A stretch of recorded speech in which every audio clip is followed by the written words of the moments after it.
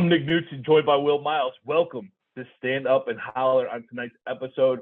We'll start with a quick preview of our Read and Reaction 2022 Florida Football Season Preview magazine that will be coming out by the end of the week here, Will. We will give the information on how to get your hands on a copy of one of those magazines. 100-plus pages of Gator football.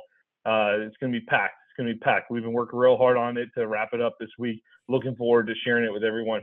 Next up, we will go to the Ricky Pearsall commitment, another pickup in the transfer portal for Billy Napier at the receiver position this time. The SEC for 6 bits will be holding their spring meetings in the next couple of weeks, and a lot of discussions around the future of the scheduling, especially with Texas and Oklahoma joining the league. A couple interesting ideas floating out there. And we'll wrap up with a few news and notes items, a couple recruiting. Anthony Richardson invited out to the Manning camp. We'll wrap up discussing that. But, Will, let's jump right into 2 bits, man. Well, first off, everybody, you notice I got the mic again. I'm having mic issues over here, so I apologize. Not the quality we normally want with the sound here, Will. But, we'll get that addressed. I don't know if it's a computer issue or mic issue. We'll work on that. We'll get that. So hopefully I'm not doing too many more episodes in this, but apologies if I know that's not up to our typical standard on that. Will, let's jump right into 2 bits, man. Let's start talking about this magazine. You and I, we've been working away at this thing for quite a while here. It's exciting that we're getting around the corner. On the other hand, we're pulling some late nights getting this thing ready, and I'm fired up to get it out there. We're looking to post it on Friday, correct? Yeah, man, it's magazine week, and we've both got dark circles under our eyes. Everybody can see it, I'm sure, and not only the kids on this end, and all the other stuff we got going on, but really want to put out a solid product. And it was exciting. I was writing some stuff, or at least editing some stuff last night. Some film, looking at sort of what Napier's offense and Tony's defense are going to be doing. Looking at the potential guys on the Gators who might be able to make all SEC. Reasons they will, reasons they won't. That's sort of the finishing steps of what we got. We got Gator Dave's contributed something. Thomas Goldcamp's contributed something. Jake Rosenberg's contributed something. So we got some other people's opinions on what's going to happen for the Gators, what's going to be key for that season. And then certainly, the type of stuff you've come to expect from the website, right? Where we've taken a look at the numbers and tried to predict where Florida's going to finish, why they'll finish better than maybe people think, and why they may struggle. So, it's been a labor of love, obviously, and I can't thank people enough. We've already had more than 200 people go over to sign up. If you go to readandreaction.com/mag, that's readandreaction.com/MAG. What you do is put in your email there. And then when this comes out on Friday, you will get an email with a coupon code to go purchase for 20% off on the magazine. It's going to be a digital magazine, so it'll be something that comes straight to your email the minute you put in the payment. And look, I mean, yes, this is the first real product we've put out there, so we're kind of excited about it.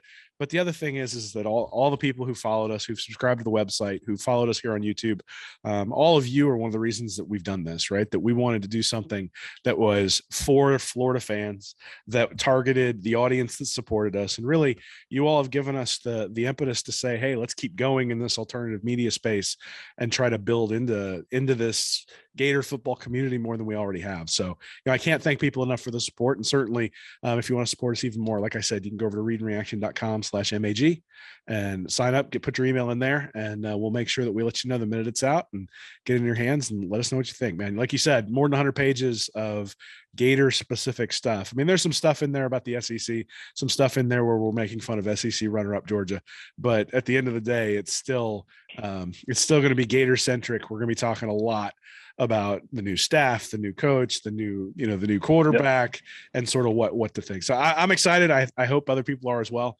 And we'll see how this goes. If you want to get it next year, if you want us to keep doing this, you got to buy it now. First off, echoing what you said, very appreciative of the support. 200 signups in advance, and of course, you do get a 20% coupon if you sign up in advance with that link. Correct? Yep, absolutely.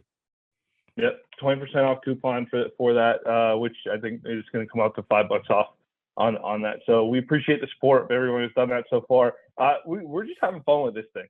This has been something that, like Will and I, labor of love is a perfect way to put it, because we both grew up huge nerds with these preview magazines coming out. And, you read, you sit down, you get the whole thick magazine, and it might have 2 to 3 pages on your favorite team.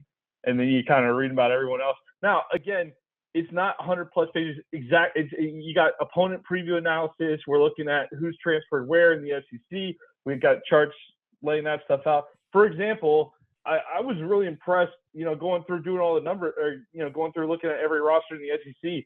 South Carolina, LSU put together some pretty impressive transfer portal classes, Will, that I had seen the names go in over time. Rattler was a big one at South Carolina, but they made some under the radar moves that were pretty good. Brian Kelly at LSU, that LSU roster is going to look a lot different this year. So it'll give you a good idea of what's coming up on the Gators schedule. And hey man, after working on this, I feel like I'm ready for the 2022 football season already after going through all this data. And I'm fired up. It'll fire you up for football season, which is what a preview magazine is supposed to do, right? Well, that's the goal, right? That you're going to read this and you're going to be fully prepared for anything anyone asks you about the 2022 Florida Gator season, right? That you'll understand where they are from a recruiting perspective. You'll understand where they are at the quarterback position, and going down the depth, you'll sort of know, on the offensive side of the ball, at least there's a Will's analysis for every offensive player on the entire roster. So there's a lot of different things in there that I think what I'd really like is for people to give us feedback on the features that they like the most, the things that they think really fit, the things that really hit them, that they enjoyed reading. The problem with the preview magazines in my mind is you sort of get a very surface view of what's going on of every team. And within the predictions, there's a reason why these preseason magazines are pretty accurate in terms of their predictions, because, let's be honest, they've done a lot of work behind the scenes, but you don't necessarily see all that. So we've sort of put it all out there. Hopefully, like I said, hopefully people will enjoy it. And if nothing else, there probably won't. I can't imagine there's a question you're going to ask about the 2022 Gators that you won't at least have some answer after reading this thing. Yeah, really looking forward to wrapping this thing up, and hey, getting some time back, Will. Because we've been working pretty hard on this thing behind the scenes, but definitely ready to get it out there. So keep an eye out on that. Will, I believe we got a little video on that coming too, a little video preview, right? That you're going to release on Twitter coming out. Just keep an eye on that in the next few days. And, you'll see us on Twitter. We'll make plenty of noise when it's released and ready to go, won't we, Will? Absolutely. But anything you guys can do to help. If you forward it, you send it to people, let people know that this is out there, because again, we appreciate the support that everyone's given us, but you guys can help amplify the bullhorn and help us make this successful. And to be honest, 3, 4, 5 years ago, you and I were just fans, right? And we decided to start doing this. I got in with Gator Dave there at Gators Breakdown, started this website. You came on later and have helped build this up. And, we're just fans. We're just like you guys. So we really appreciate everybody supporting us and sort of, like I said, amplifying the bullhorn to help us get the news out to everybody. Yep, exactly. All right. Well, looking forward to that. And like I said, keep an eye out. We'll be announcing it for sure. But Friday's the release date at the moment. So Friday, May 27th here. All right, let's move on to Forbits, Will. Ricky Pearsall, Arizona State wide receiver, coming to Gainesville by way of the transfer portal. He's a junior, standing at 6'1", 200 pounds. He's actually from Tempe, so this is a local Arizona kid that stayed home, went to Arizona State. Led the Sun Devils with 48 receptions last season. That was a big step forward from his previous years. He had 580 yards receiving and 4 TDs. Entered the transfer portal after spring ball. Of course, there's a lot of uncertainty around the program right now. I know a lot of Gator fans, if you remember correctly, Emory Jones ended up out in Tempe, but a lot of issues with the program facing some NCAA stuff, because I think they had a lot of I don't know, it was like visitors on campus during COVID, dead periods and stuff. A lot of transition on that staff right now. So you saw several Sun Devils actually transfer. He's one of them. But it's really, I would call this a nice to have. This is definitely a position of need. Wide receiver, if Whittemore goes down, something happens, it's a pretty thin group. So definitely getting the guy in who's got some experience. You look at his tape, he's a shifty slot type of receiver that'll create some mismatches. Seems like it's real quick, dude. But he can also beat defenders to the edge, too. So he's got a little bit of that. He's got a great highlight tape at Arizona State. If you pull it up, some of his big plays are great. A couple notable games last season, 9 catches for 83 yards against Washington State. And he had a 4-reception, 132-yard game and 2 touchdowns against UCLA. So has that big game ability, Will. He probably won't be that guy week to week, but if he gets the right mismatch, we could see a big game or two out of Mr. Ricky Pearsall coming over here from the Arizona State Sun Devils. Yeah, I mean, I wouldn't undersell this. I mean, 48 catches for 580 yards, 12.1 per catch. I mean, you look at Florida's roster last year, Justin Shorter had 41 for 550, so averaged 13.4. Jacob Copeland had 41 for 642, averaging 15.7. So Pearsall is a little bit less explosive than Jacob Copeland. At the same time, Pearsall didn't have Anthony Richardson throwing the ball, and a lot of Copeland's numbers came from Anthony Richardson throwing him the ball. So, we'll see. I mean, I think the reality is you got Kamari Gamble leaving as well, who had 31 catches last year. So now you're looking at Xavier Henderson, who had 26. You got Trent Whittemore, who had 19. Keon Zipper, who had 11. Like, you were going to need somebody to step up to catch the ball next year. And, Pearsall, to be honest, is either 1 or 1A when you look at the Gators roster at wide receiver. Whether he's better than Justin Shorter or not, I don't know. I think they're actually very similar players in terms of the overall stat profile they're going to put up. But one of the things about Pearsall is that he is a guy who can come into the slot and play that slot position. So you can have Shorter on the outside, you can have Pearsall in the slot, conceivably have a guy like Naquan Wright motion him out, and all of a sudden you've got some mismatches in places where maybe you wouldn't have had before. So, we've talked repeatedly about how wide receiver is a place of need, a position of need. This not only gets the scholarship numbers up, but it gives guys like Marcus Burke an opportunity to maybe focus on something specific, get him on the outside where he can maybe take the top off the defense every once in a while. All of those flood concepts, a guy in the slot who can make guys miss, becomes very important. And so, I think Pearsall is an excellent addition to the team. And really, I don't know that he's going to be a giant difference maker, but from the standpoint of he's going to be a difference maker from the standpoint of he's now the second best receiver on the roster, worst case scenario. And anytime you can add a guy who's definitely a starter in the transfer portal, I think it's a no-brainer. I guess I see him more as slotting into like a 3 or 4 type role if things were to cut the right way for this receiver group, and you see Shorter take another step in his development. You see Whittemore stay healthy for a full season, and Henderson continue to develop. So that puts Pearsall about a 3-4 option in my mind in that group. And the difference being is if one of those guys goes down to injury, which there's a good chance that will happen, you do have a little bit of depth now, and that's something that is definitely a concern in that receiver room. And to your point, too, tight end room as well, Will. And see, I don't necessarily agree. I think one of the things we saw during the spring game was a lot of 11 personnel. And I don't know whether that's going to carry over, but I think some of the fact that they're really thin at tight end is going to dictate that in some cases they're going to be in 11 personnel. I'm not real confident that the tight ends are going to be back and healthy when the season starts. So I think they're going to have to make some adjustments. And one of those adjustments may be going 3 wide. And if you're going 3 wide, who are you putting out there in front of Pearsall? I mean, are you putting Xavier Henderson out there? Are you putting Trent Whittemore out there? Are you putting Jamarcus Western or Jaquavian Fraziers or Marcus Burke or Dejon Reynolds? Maybe. I mean, we'll see how those guys perform in fall camp. But I think if you looked at last year and said last year's performance, you'd say that Shorter and Pearsall are the guys who are out there on the field, probably with Xavier Henderson and Trent Whittemore battling for the 3rd spot.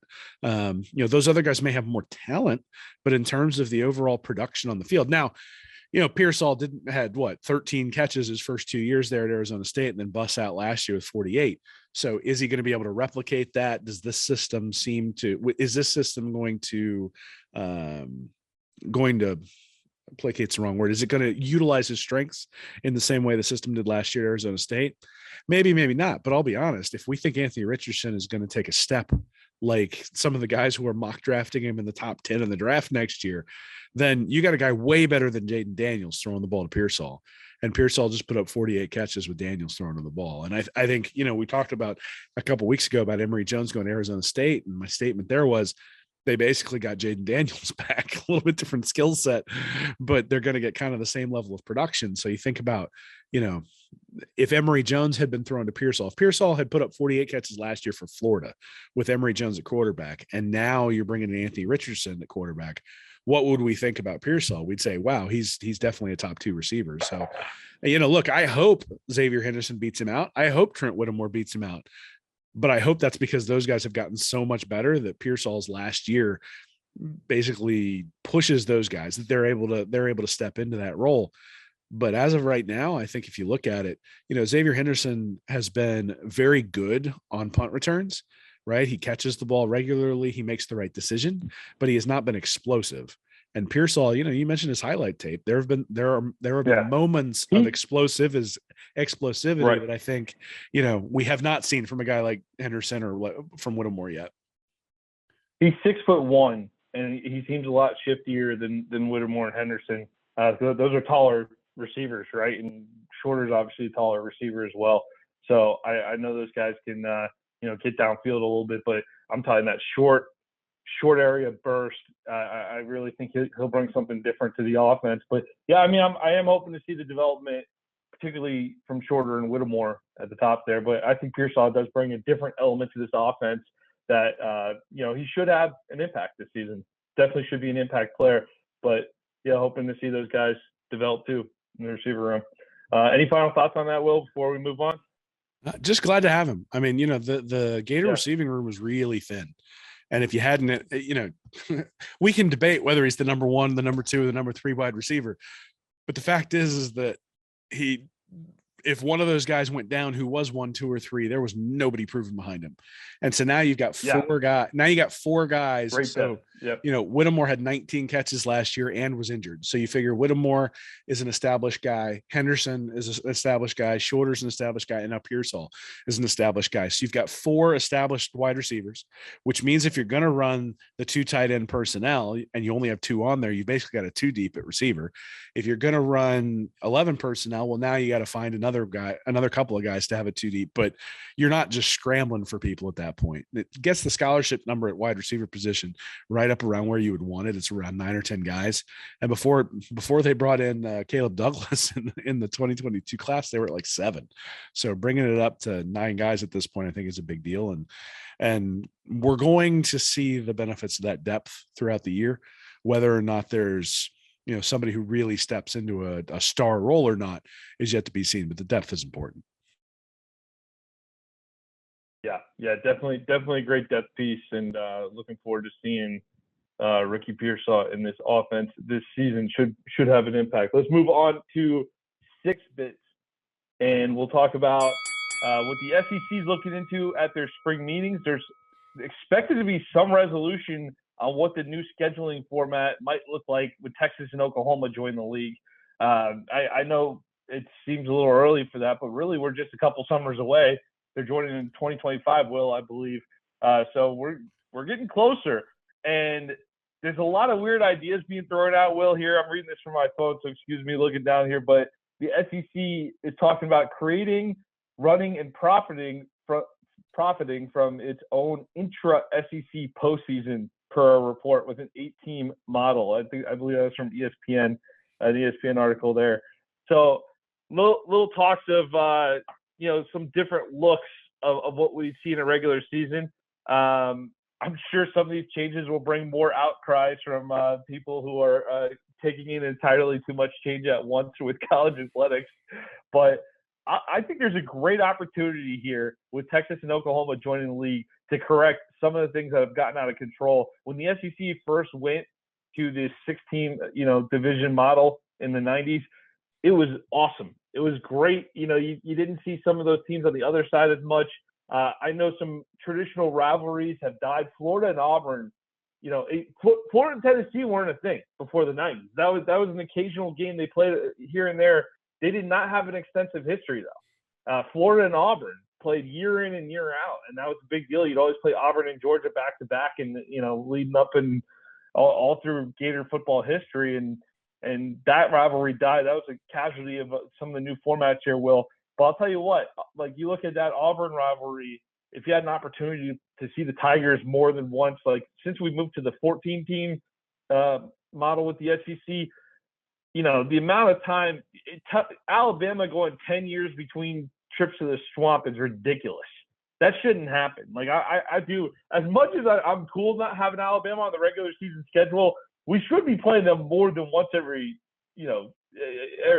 half a decade on the home or the road. But you want to see teams roll into your home stadium. I think you could pull it off within the 3 to 5 year model, Will. There's some talks about doing maybe 3 teams. Each team plays 3 teams, each year. I've seen Florida, Tennessee, or Florida's beat Tennessee, Georgia, South Carolina, for example, are your annual opponents, and then you rotate the rest of the SEC. So there's a lot of different ideas. There's pod concepts out there where you stick with those, similar to the 3-team idea, I guess. But Will, I want to see something, as long as you get out of this world where Texas A&M has played Georgia once since joining the SEC in 2012. I think that would be a major improvement on the SEC schedule. So I think there's a great opportunity here with Texas and Oklahoma joining the league. Yeah, I mean, I think it's a question of what do you really want to do, right? I mean, what are you trying to accomplish? Because anybody who ends up with Vanderbilt in their division, like let's say you go to 4-team pods and you get Vanderbilt in your division, well, you have a giant advantage, especially if it's like Alabama in the same division as Vanderbilt, right? Like you just there's an enormous advantage there from a spending and admittance in terms of compliance and getting guys in for grades and that sort of stuff between the two schools. So how do you square that? I think that becomes the issue, because even when you split into two conferences or two divisions within the conference, the East and the West, look, Vanderbilt's never going to win the SEC East, and Mississippi State is rarely going to win the SEC West, and Ole Miss, same thing, right? But the reality is that those teams don't necessarily have to win in order to make it exciting for the teams that are in there. But if you start cheapening things, like if you think about the Patriots had the Jets and the Bills in the division for the whole Tom Brady era, and yeah, the Patriots won the division every year, but they had the Jets and the Bills there, and both of those teams were terrible during that stretch.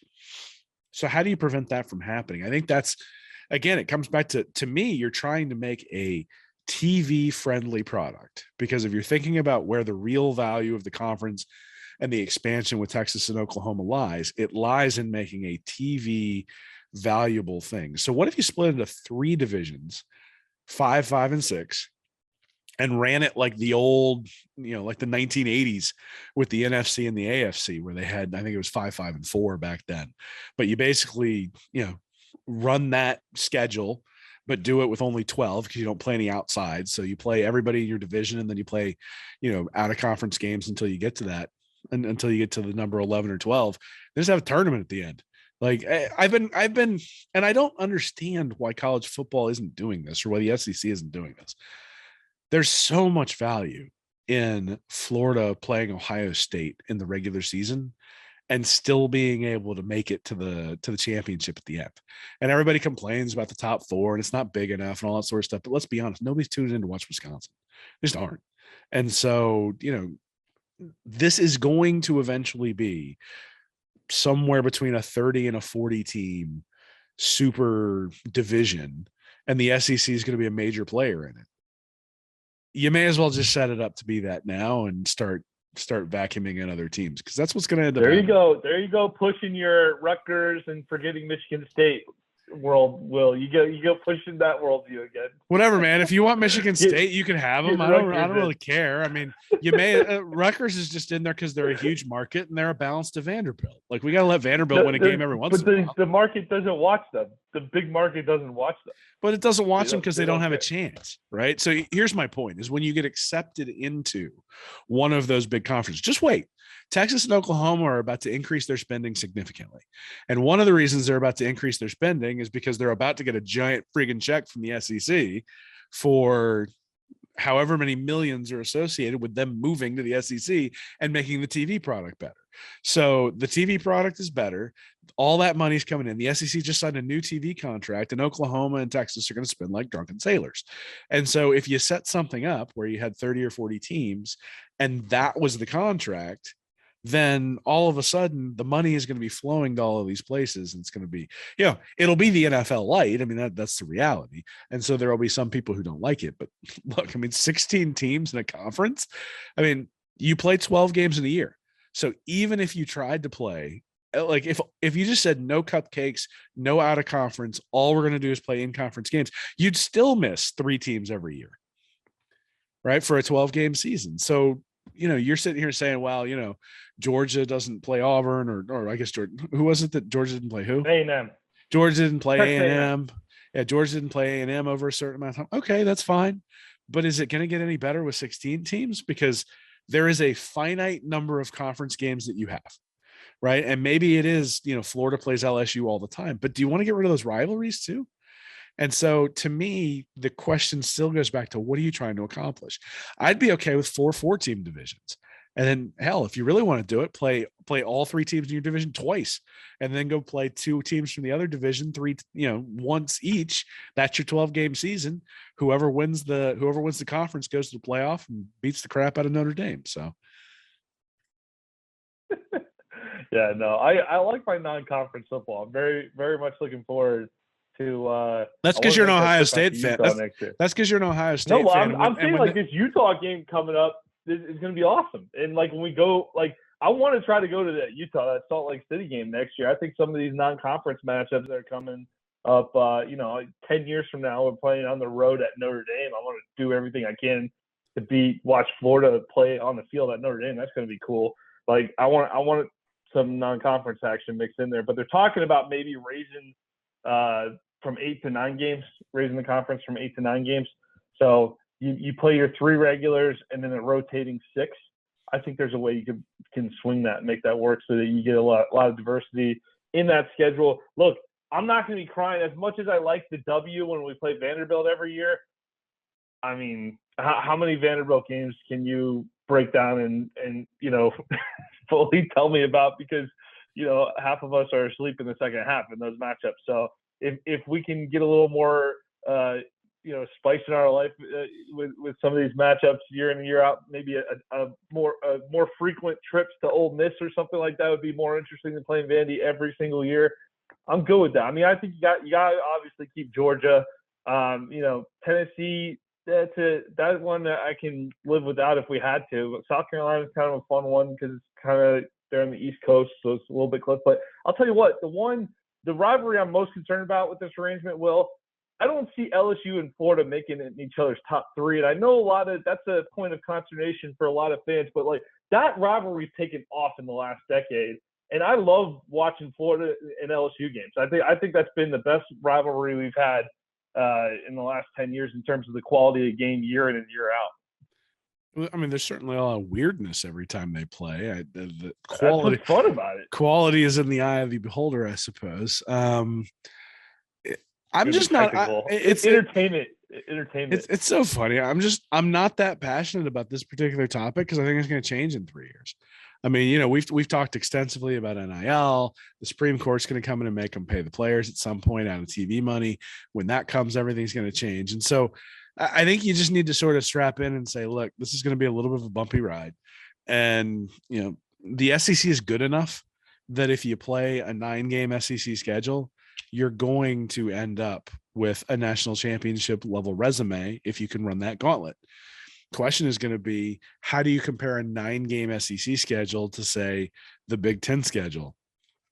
And how do you compare those two? I mean, do you allow a 2-loss Texas A&M team to get into the playoff versus, if there's 3 other undefeated or 4 other undefeated teams out there, even though we all know that the SEC team is better, it just so happens that they were getting beaten up with an SEC schedule. So that'll be the question. The question is going to be, how do you rate those things? I don't think the SEC is going to do anything to put them at a disadvantage. But I think we also saw with the Oklahoma and Texas editions that the SEC is always a few steps ahead of their brethren. And so, these guys are coming. Yeah, they're floating sort of these ideas. And, it'll be nice to see what happens. But it's going to be another year or 2 before they swallow up somebody else. And, we'll be talking about 6 5-team divisions, within the next 20 years. Just wait.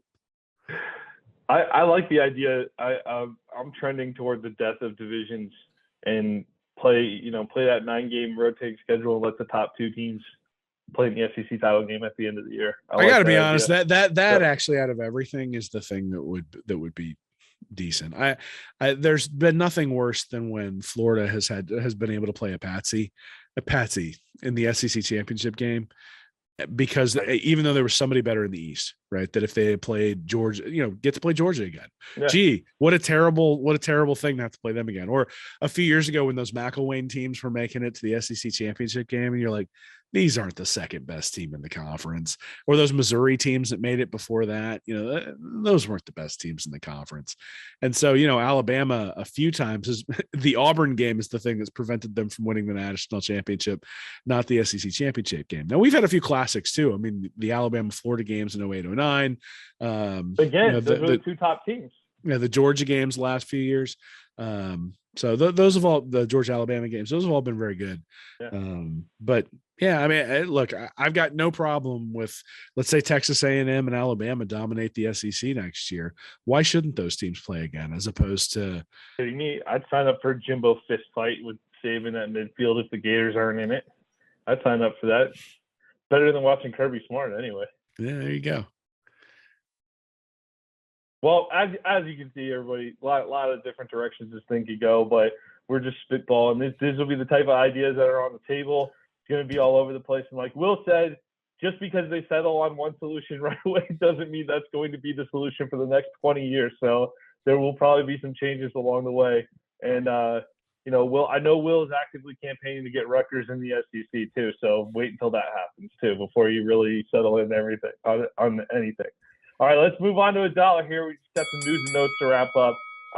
Interesting story coming out here this week. Anthony Richardson selected as a counselor at the Manning Academy. So not only does that give AR-15 access to the Manning brothers, and he'll get some good work in, and I know they're there to help the kids and everything, but I'm sure those counselors get some good time in with the Mannings. But I would like to think that that's a chance for Anthony Richardson to, maybe serve as a sounding board for Arch Manning, picking his brain on. So what's Gainesville like? So I think that's a pretty awesome opportunity there, Will. So not only are they picking Richardson because he will likely be one of the better quarterbacks in the country this year, but maybe a little ulterior motive by the Manning family there. I mean, I guess I sort of – I don't know. I look at that and say, yeah, Anthony Richardson can tell them things about Florida. And look, I mean, as a quarterback, I'd always want another quarterback's opinion, but they're very different players. And so I think maybe the big thing you'd be looking for is, like, anytime some guy comes into your house trying to convince you to come work for his organization and tells you everything that you want to hear, you sort of go, well, is that true? Like, is that really, like, really, is that the way it's going to be? And so, how true has he been? Right? He came in and promised things to Richardson and the other players, and how well has he come through on those promises? Right. And I think that's a question that Arch can ask if he wants to.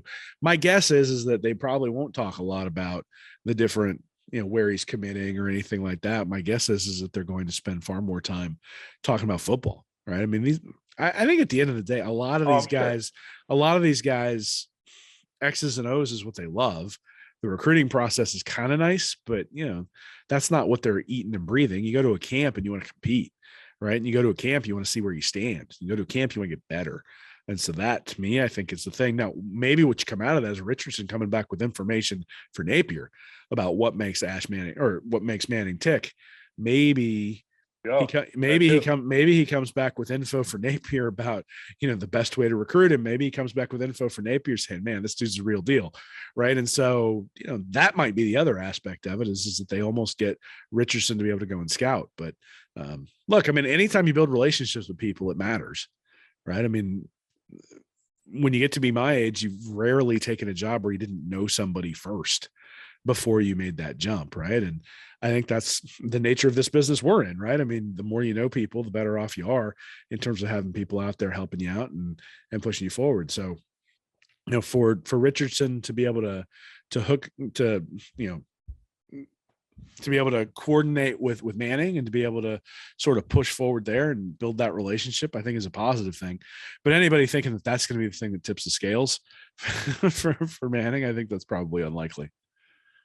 Well, I saw Alabama received a commit at quarterback today, so for the 2023 cycle. So you're looking at likely you're hearing Georgia and Texas are in the front runner seat for Manning, with Florida and LSU working hard in the background. So in the hunt down to Florida, maybe Alabama scratched off, but it's Alabama. Maybe not. Maybe they're still in that mix too. But you got to think that's a good chance that he might move in a different direction if they already got a quarterback on board this cycle. Yeah, I mean, we'll see. I mean, I think there's a lot of talk about Arch Manning, but he's the number one commit in the country, and he's that for a reason. He's very sought after, and Florida has not shown any real ability to bring that kind of guy in a decade. And Napier's going to have to show people that he can bring that quality of player in before I'm willing to say, yeah, this is anything more than just smoke and mirrors. It's, at some point you got to get one of these guys. Maybe this helps, maybe it doesn't, but, and maybe Alabama getting a commit helps. Maybe it doesn't. I mean, let's be honest. Bryce Young's gone after this year, I'm sure. And so, they're going to have to fill that void, and they seem to always be able to do so. And whether Manning is the guy who does that or not, I don't think Saban's going to care. So Manning's going to go where it makes sense for him. And I think that's maybe the thing that Richardson can provide is, hey, look, this offense, yeah, it works for a guy who can run, but for a guy with your skill set, it can work as well. And if, like I said, guys that are going to talk ball, they're not necessarily going to be talking recruiting, but part of talking ball is, hey, how does that system at Florida fit in? So maybe he can throw in a word there edgewise. Yeah, just interesting to note. Recruiting note here, Grayson Howard, a linebacker out of Andrew Jackson High School in Jacksonville, Florida. 4-star kid, 6'3", 223. He's been crystal balled to South Carolina by 24/7 Sports, but the Gators did make his top 5 cut along with Carolina A&M, Clemson, and Georgia. So this is, Jacksonville kid. This is the type of kid that might have we didn't do so great in Jacksonville the last few years. So it's nice to see us in the hunt for a guy out of Duval County here, Will. So I think if we can get, I guess a couple dominoes need to fall in different directions, but it's good. It's good to be in the mix for a guy from Duval County. I'll put it that way. Maybe I'm biased because I'm from up in that direction. Well, I mean, I think if you think about where Florida needs to recruit from, that's like number one on the list, right? I mean, guys from Duval County need to go to Florida. Like, that's the reality. You can't have those guys going anywhere else. It's right there. And so those guys need to grow up wanting to be Gators. Those guys need to be recruited heavily by the Gators. And if Florida wants them, those are guys who need to go. And you need to reel those guys in. You need to get them to commit. You need to get them to commit en masse, right? I mean, it can't just be, oh, well, one guy and then 3 other guys went to Alabama, or, oh, we got one guy and Kirby pulled 4 in. Like, you can't do it that way, right? You gotta draw the circle around the state and bring these guys in. And when you got an opportunity for a blue chip guy, he's ranked 341st nationally, somebody in Duval County, you got to bring those guys in. And we've been talking about that all off season, that Florida's loaded, and that, in particular, sort of central and north central Florida are loaded for recruits this year. So there's no real excuse for Napier not be able to land guys from Duval County. And this is going to be sort of one of those first tests. Another big time recruit here, Jalen Rashida out of Pittsburgh, California. He's a 24/7 5-star quarterback. Listed his top 7 schools. Florida made the cut, along with Oregon, Cal, Miami, Texas A&M, Ole Miss, and LSU. Will, I'm pretty sure he's 6'4", 185. I'm pretty sure he's a relatively new addition to the 5 stars, because I don't remember seeing his name on the list about a month or two ago. But this is a kid who's working his way up the charts a little bit, and California kid with Florida on the radar. Yeah, I mean, it's great that Florida's on the radar. I'm not as impressed with his high school stats as maybe some other people are in their evaluations. So 57% completion percentage, 8.7 yards per attempt. That's not great. Those are sort of Bo Nix type numbers in high school. Certainly he has skills, but the question is, are those skills going to translate? And we'll see. I think he's got a senior year, and people certainly see a lot of skill in Rashada. At the same time, this sort of goes back to the criticisms that I had of Dan Mullen when he was going after guys like Chris Steele. I mean, the reality is that recruiting is a resource game, that you have a limited number of coaches, you have a limited number of time to text and call, you have a limited number of money to allocate, both for travel and recruiting and that sort of stuff, but also the collectives through NIL now. And so where are you going to spend that time, money, energy, and all that sort of stuff? And for a guy in California, that's a big risk. Because if you spend an awful lot of time and energy and effort on a guy in California, and then he decides to stay at Oregon, or he decides to stay someplace else, well, you probably have spent resources far exceeding if you were trying to recruit a guy in Ocala or trying to recruit a guy in Orlando, right? You can go to Orlando a heck of a lot more than you can go to Pittsburgh, California. And so there is an opportunity cost associated with recruiting a guy like Rashada. So you better think he's special, and he better be special if you're going to go out and do that. And you better make sure you secure the commitment. So we'll see. I think, Florida clearly has to get a quarterback. They need to bring in a guy who's a high level quarterback. Rashada fits that bill, at least from the star perspective.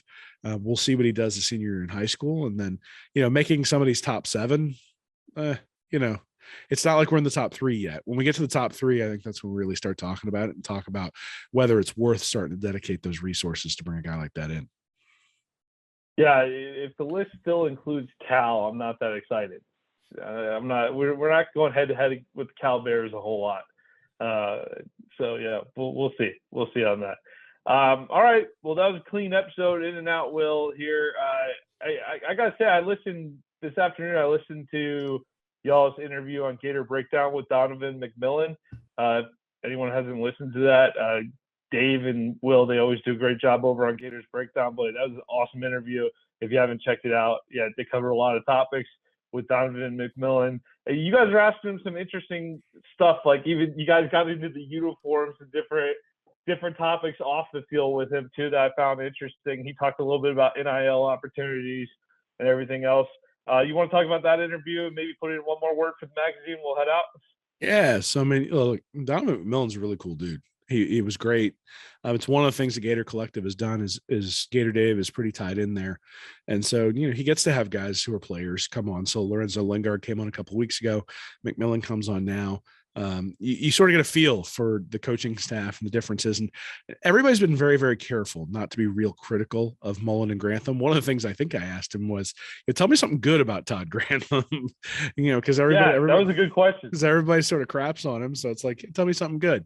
So you can go over there and listen to that if you want to know what good things he had to say. But, everybody's very careful to not be necessarily negative about the previous staff, but there's just a feeling when you listen to these guys talk about the new staff and the plan they have for them, and how they don't treat them as cogs in a wheel, but they treat them as, they treat them as individual players, and they're building individual plans for each individual player. You can tell that there's an affinity for these coaches already that's out there, and that's really cool to see. So, look, I think one of the things that you heard about Billy Napier even before he came to Florida was how genuine a person he is. That sort of was reflected in the way all the people at Louisiana felt when he left, at least until he started pillaging for coaches and recruits. But here, the reality is that, what he does on the field is going to determine what we think of him in terms of success. But it sounds like in terms of setting up the program for success, having these guys come back to the university after they've graduated and help, really be part of that Gator alumni system. That's sort of the, I don't think there's going to be any issues when it comes to that. I think Napier's got a pretty good handle on that. Great. That's great. And the magazine will be out this Friday. Will, you got that preview video you're going to kick out on Twitter? Yeah, you're going to keep bugging me about that till I get it done. So it'll be out tomorros. Everybody will get to see it. It'll be out there, and it's pretty cool. Good. You did a good job on it. Yeah. Wow.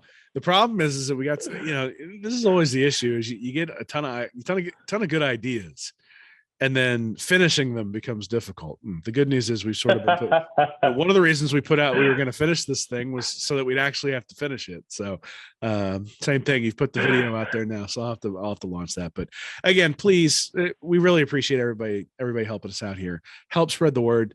Like I said, if you haven't already, join the 200 people who've gone over and signed up at readandreaction.com/mag.